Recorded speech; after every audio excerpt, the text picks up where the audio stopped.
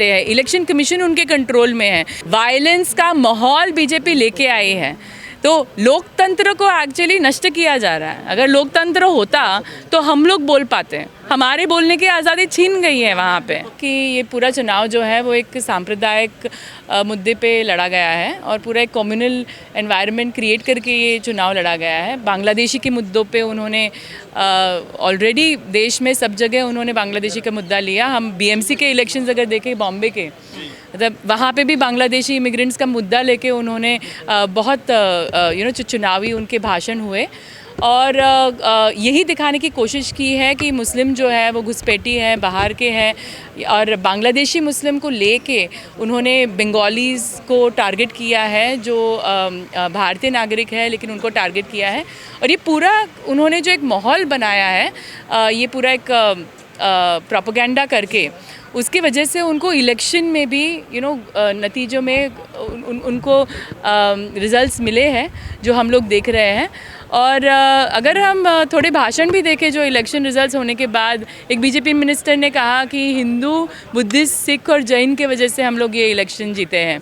तो ये पूरे जो वो बोल भी रहे हैं और अभी जो उन्होंने ये हमले शुरू किए हैं स्पेसिफिकली जो मुस्लिम्स को टारगेट करके, उससे भी पता चलता है कि यही उनका एक आइडिया था कि वो हिंदू वोट्स को कंसोलिडेट करें और साथ ही में एसआईआर का प्रोसेस या बाकी के प्रोसेसेस को एक साथ ला के उन्होंने ये इंश्योर किया है कि वोटर एक्सक्लूजन हो। मतलब जो लोग हैं नागरिक हैं लेकिन जो एसआईआर में उनको हटाया गया है क्योंकि उनके पास डॉक्यूमेंट नहीं है, और हम जानते हैं कि भारतीय नागरिक के पास डॉक्यूमेंट्स नहीं होते हैं क्योंकि जो लोग बाढ़ से गुजरे हैं उनके भी डॉक्यूमेंट नष्ट हो जाते हैं। जो लोग के पास घर नहीं है उनके भी डॉक्यूमेंट नष्ट हो जाते हैं। उनको ये वोटर एक्सक्लूजन करके, साथ ही में ये पूरा एक सांप्रदायिक एक माहौल बना के, और दूसरा तो ये भी है कि कंस्टिट्यूएंसीज़ को जो मैनेज कर रहे हैं, जो हम लोग देख रहे हैं इलेक्शन आफ्टर इलेक्शन, उससे उनको ये नतीजे मिले हैं। तो कहा जा रहा है कि 176 ऐसे सीट्स हैं जहाँ पर एसआईआर की वजह से फ़र्क पड़ा है। फ़र्क देखिए, कोई लोग कह रहे हैं कि फ़र्क पड़ा है, कोई लोग ये भी कह रहे हैं कि फ़र्क नहीं पड़ा है। ये अलग मुद्दों पे उन लोग बात कर रहे हैं। लेकिन एक बात जो है कि एसआईआर के चलते जो वोटर एक्सक्लूजन्स हुए हैं और कहाँ से कैसे फैल के हुए हैं, उसी से पता चलेगा। सिर्फ हम लोग पूरा आंकड़ा नहीं देख सकते, लेकिन कहाँ किस कंस्टिट्यूएंसी में कितने एक्सक्लूजन्स हुए हैं, उसी से हमें पता चलता है कि उसमें क्या फेर पड़ा है। और जिस तरीके से आप देखें कि सांप्रदायिक दंगे होने लगे, मुसलमानों की दुकानों पर बुलडोजर चलाया जाने लगा, तो ये उन लोग जो वायलेंस से जश्न बना रहे हैं ना, और वो भी कम्युनल वायलेंस से जो उन लोग जश्न बना रहे हैं, उसी से हमें पता चलता है कि ये उनका एक एजेंडा है। कम्युनल एजेंडा से ही और पोलराइज करके ही वो ये वोट्स जीते हैं और ये पूरा इलेक्शन उसी पे चला है।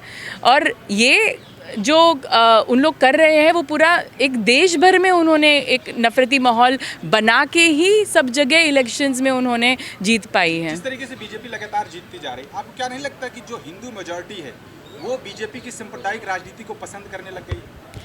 मुझे नहीं लगता कि ये पसंद नापसंद की बात है, क्योंकि बहुत सारी चीज़ें मैनिपुलेशन है। अगर हम देखें तो इतना फ़र्क नहीं है टीएमसी के वोट्स और बीजेपी के वोट्स में।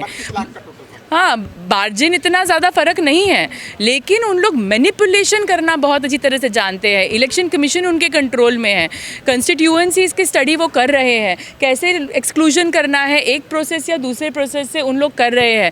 वोटर लिस्ट में पहले भी नाम नहीं आते थे, एसआईआर के पहले भी मुस्लिम नामों को उन लोग वोटर लिस्ट से हटाते थे, और ये बहुत जगह में हुआ है और उसके ऊपर भी बहुत चर्चाएँ केसेस हुए हैं।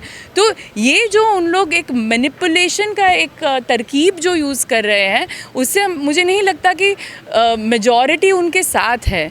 मुझे लगता है कि मेजॉरिटी को वो मैनिपुलेट कर रहे हैं, और बहुत सारे ऐसे लोग हैं जो ये समझ नहीं पा रहे हैं। उन लोग को समझ में नहीं आ रहा है कि उनके साथ एक खिलवाड़ हो रहा है, और जो लोग वोट कर रहे हैं, और बहुत सारे ऐसे भी लोग हैं जो वोट नहीं कर रहे हैं उनके लिए या नहीं करना चाहते, लेकिन उनके वोटों को बेबुनियाद किया जा रहा है। 2.5 लाख फोर्सेज लगाए गए सुरक्षा बल, उसके बाद भी तोड़ फोड़ वहाँ पर हो रही है।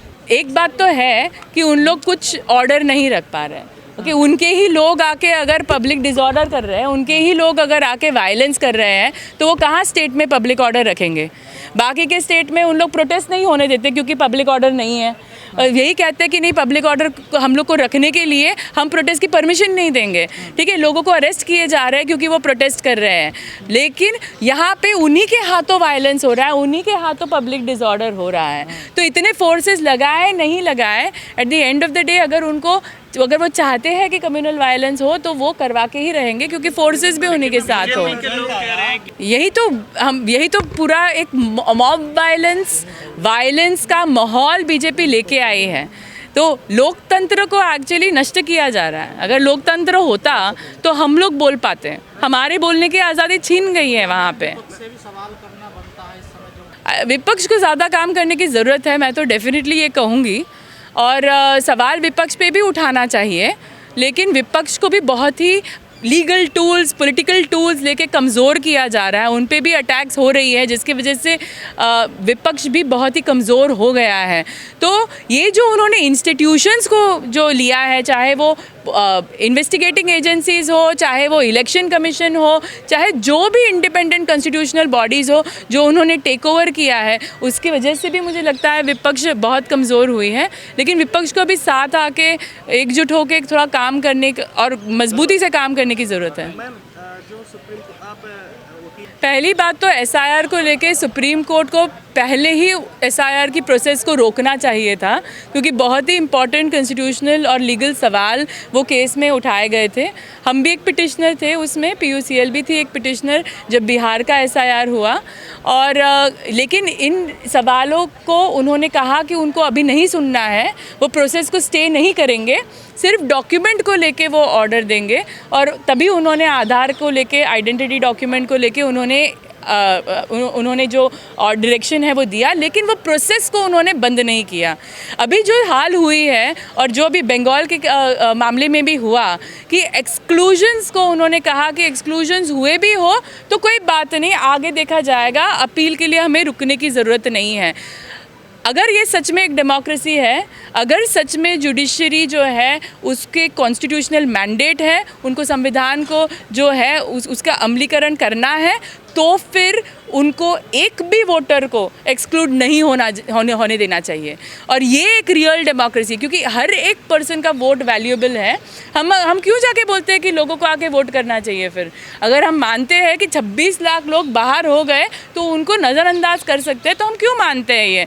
हर एक वोट को, जिसके पास राइट है उसको वोट करने का एक मौका मिलना ही चाहिए, और उसके बिना इलेक्शन नहीं होने चाहिए। अगर एसआईआर के प्रोसेस में प्रॉब्लम्स है तो उनको ये एसआईआर के प्रोसेस को आगे बढ़ने नहीं देना चाहिए था, और उसको तभी के तभी उसे रोकना चाहिए था। और वहाँ पे सुप्रीम कोर्ट ने स्टे ना करके ये जो है एसआईआर को आगे बढ़ने दिया, और उसकी वजह से एक्सक्लूजन्स भी अनफॉर्चुनेटली उसकी वजह से एक्सक्लूजन्स।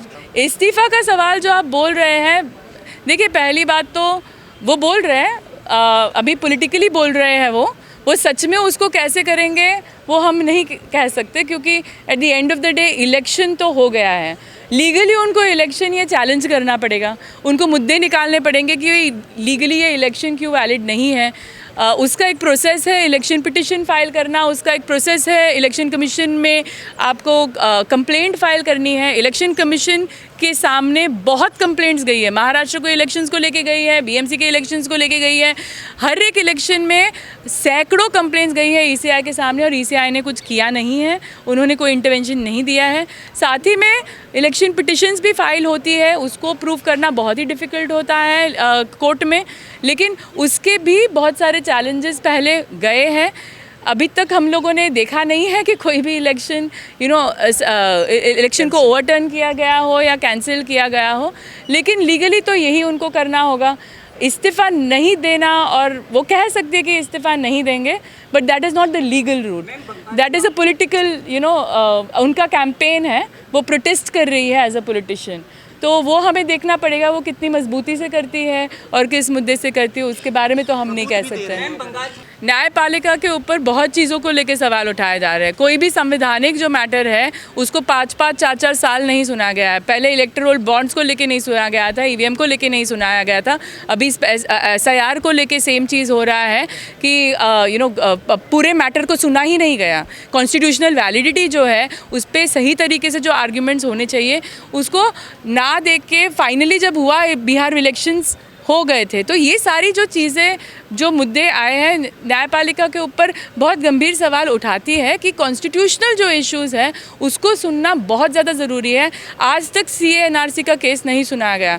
एक्चुअली वो 9th ये वीक में शुरू होना चाहिए था ये केस, लेकिन अब भी वो केस सुप्रीम कोर्ट ने अभी उसकी शुरुआत नहीं की गई है। तो ऐसे बहुत सारे मैटर्स हम देख रहे हैं जो नहीं सुन रहे हैं, तो ये डेफिनेटली न्यायपालिका के ऊपर एक सवाल करता है। ऐसे गंभीर आरोप महाराष्ट्र के इलेक्शंस में भी लगे थे, बाकी के इलेक्शंस में भी, गुजरात के इलेक्शंस में बहुत सारों में अपोजिशन पार्टीज़ ने ये कंप्लेंट्स फाइल किए हैं कि नंबर, आंकड़े, वीवीपैट को लेके ऐसे बहुत सारे इश्यूज रेज किए गए हैं पास्ट में, लेकिन इनको लेके कोई एक्चुअल हम देखते नहीं है कोई एक्चुअल एक्शन हो या इलेक्शन के साथ इलेक्शन जो हुए हैं अगर वो मैनिपुलेटेड है तो उसमें कोई इन्वेस्टिगेशन हो।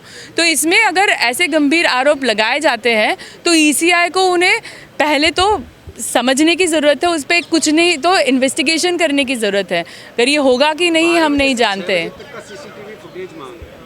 तो वो तो देना चाहिए। CCTV फुटेज जो है वो इसीलिए CCTV रखा जाता है कि वोटर इलेक्शन का मैनिपुलेशन ना हो, और उसी के लिए ये CCTV अपोजिशन पार्टी को अवेलेबल भी करना चाहिए। EVM को लेके बहुत सारे सवाल उठे हैं और EVM को लेके केस भी फाइल हुआ था। टेक्निकली उसको मैनिपुलेट कैसे किया जा सकता है उसके लिए साइंटिफिक सबूत भी उस केसेस में पेश किया गया है, लेकिन मेन चीज़ ये है कि उसका जो सिस्टम है, और मैं कोई टेक्निकल एक्सपर्ट हूँ नहीं, लेकिन उसका जो सिस्टम है अगर उसमें सही में प्रॉब्लम आ रहे हैं, जैसे वीवीपैट स्लिप्स नहीं आ रहे हैं, या फिर उसको ट्रांसपोर्ट को लेके या उसको चेन ऑफ कमांड जो है कि EVM किसके पास है at different points of time, क्या वो उसकी काउंटिंग जो है वो सही EVM की हो रही है कि नहीं, अगर इन चीज़ों को लेके कोई सवाल उठाए जाते हैं तो इनको इन्वेस्टिगेट करना बहुत ज़्यादा ज़रूरी है। सोल्यूशन है, हम तो डेफिनेटली कोर्ट्स को कोर्ट्स को पुश करते रहेंगे कि जो लीगल सवाल है उनको डेफिनेटली सुने, लेकिन ये बहुत ज़्यादा ज़रूरी है कि कोर्ट्स भी ऐसे जो मैटर्स है जो डेमोक्रेसी के लिए बहुत ज़्यादा ज़रूरी है, जो हमारे कॉन्स्टिट्यूशनल राइट्स को अफेक्ट करती है, उनको प्रायोरिटी दे, उनको सुने, और ऐसा ना हो कि हम बस नतीजा फेस करें। हम जो कहते हैं लीगल लैंग्वेज में कि हमें कोई फे कंप्लाई प्रेजेंट नहीं करना है, जब मैटर रेज किया जाता है तभी उसको सुनो और फिर चीज़ें होने दो। अगर स्टे नहीं किया जाएगा तो वो प्रोसेस जो है उसके वजह से सबका नुकसान होगा और सिटीजन्स के राइट्स जो है वो चले जाएंगे। आई थिंक बहुत सारे पॉइंट्स ऑलरेडी हमने बताया है कि कैसे लूटा गया है। ऑलरेडी मैंने बात की, SIR का मामला है, या फिर ये जो कंस्टिट्यूएंसीज़ को लेके कहाँ पे एक्सक्लूजन हुआ है उसका मामला है, जो पूरा सांप्रदायिक जो माहौल बनाया गया बांग्लादेशी इमिग्रेंट्स को लेके, ये बांग्लादेशियों को रोकेंगे, ये सारी चीज़ें बोल के जो एक माहौल बनाया गया, ये सारी चीज़ों का एक इम्पैक्ट पड़ा है इस चुनाव में।